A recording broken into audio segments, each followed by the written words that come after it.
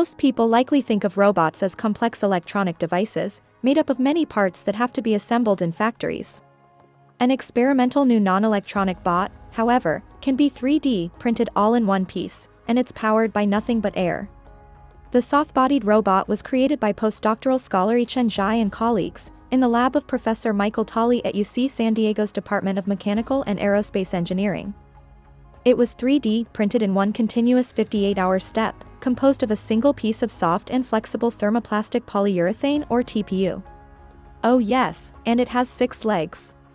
All of those appendages have 4 degrees of freedom, meaning they can move up and down plus forward and backward.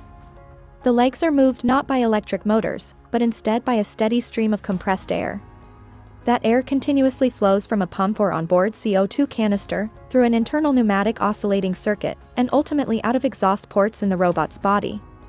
As the air goes through the circuit, it sequentially triggers a series of TPU actuators which repeatedly move the legs as 2 sets of 3 limbs.